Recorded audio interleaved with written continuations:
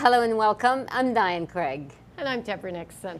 The short video you're about to watch is about our program STEP, Seeking Trust Through Executive Presence.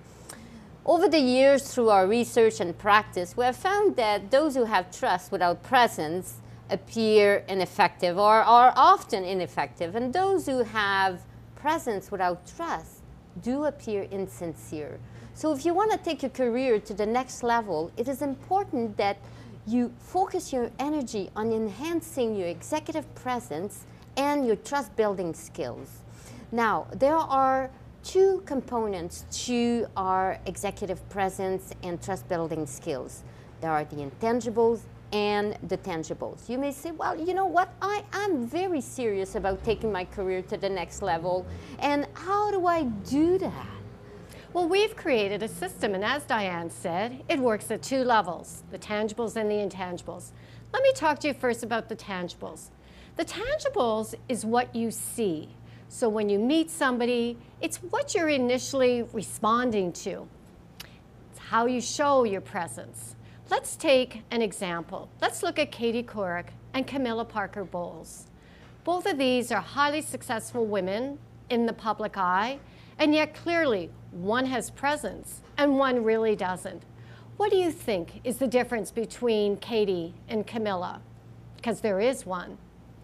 The next level that we talk about is the intangible level. And the intangible level is the level at which you experience things. So you know somebody has presence, but it's not necessarily about what you see, it's about what you feel and experience. Let's take another example. Let's look at Nelson Mandela and Bernie Madoff. Now, interestingly, both these men are in prison, but don't we have such different feelings about them? Nelson Mandela is known to the world as a hero and somebody who works for social justice. The world respects and admires him. But Bernie Madoff, he's known for his selfishness and greed, and of course the world despises them. So think about it. Both these men are in prison. One's reputation wasn't affected, and in fact, it was enhanced. Nelson was admired for his stoicism through staying in prison and fighting for his cause. Bernie Madoff's reputation was destroyed. So when you look at the tangible and the intangibles, you know, we're working at very different levels. Diane, why don't you provide more detail about the behaviors that we look for in this? Well, all right, so let's say I covered the tangibles of executive presence. Well, the tangibles is more about all that we see. So it is how you look, how you act, and how you interact. So let's begin with how you look. Of course, you know, your image is not a substitute for your credentials, but certainly it is the price of entry to so many places.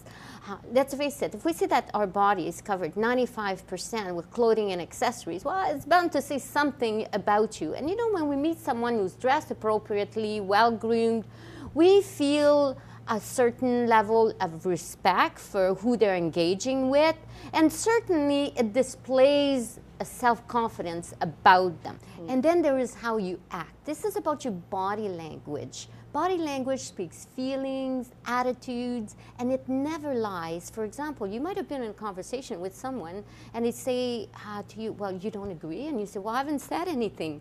Well, in fact, you didn't say anything. So they didn't hear anything, but they saw your response.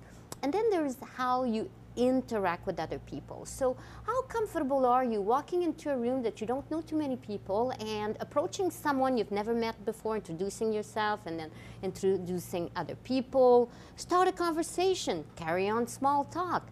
These are all of the tangible, the things that we see, that we recognize in somebody who's really confident when they're interacting with someone.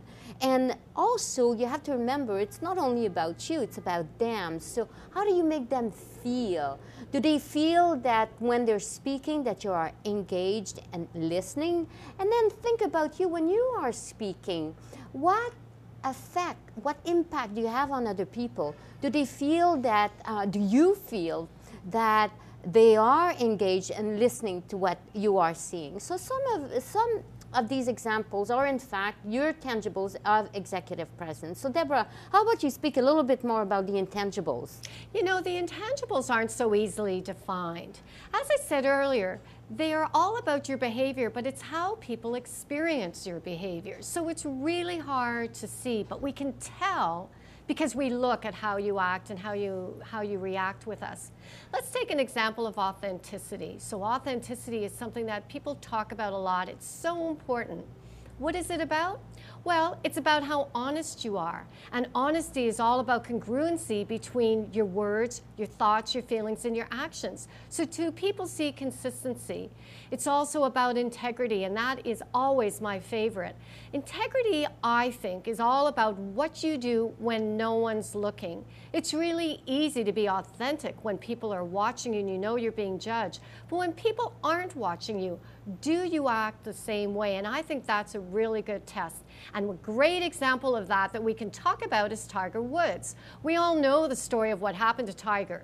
Tiger built his business and his image all on this notion of being a good family man, about being true to his character. And what we know with Tiger is that whole piece that I talked about around integrity.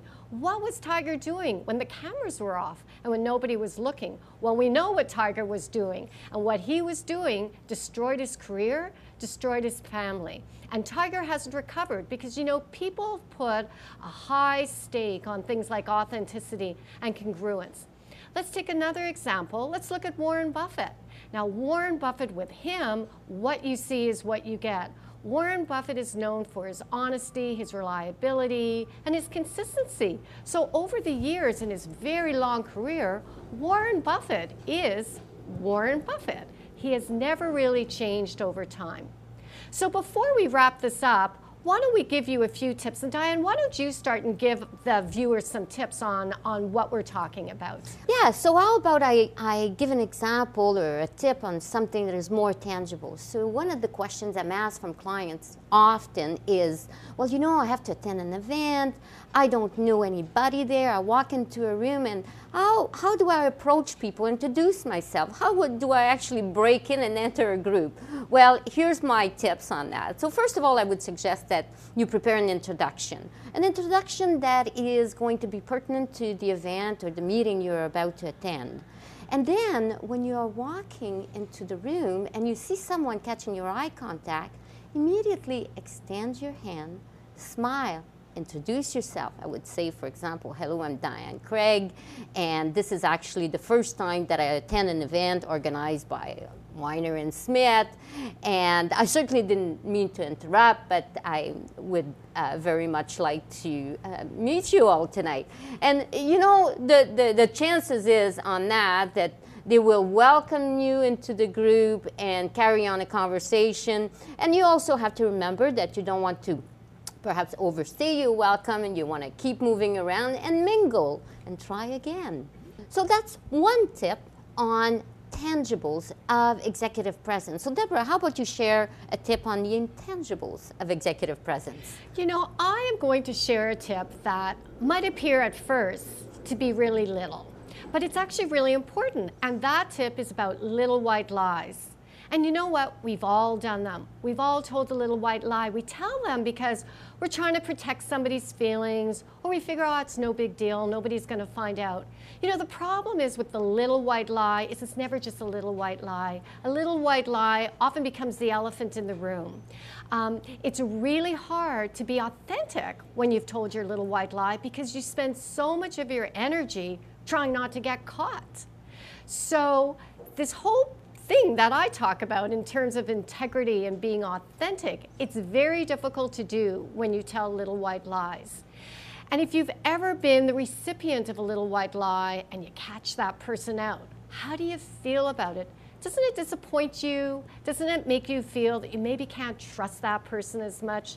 So my advice to you is when you tell that little white lie or you're thinking about it, really think twice and wonder whether it's really necessary to do this, because you know there's always a consequence to that.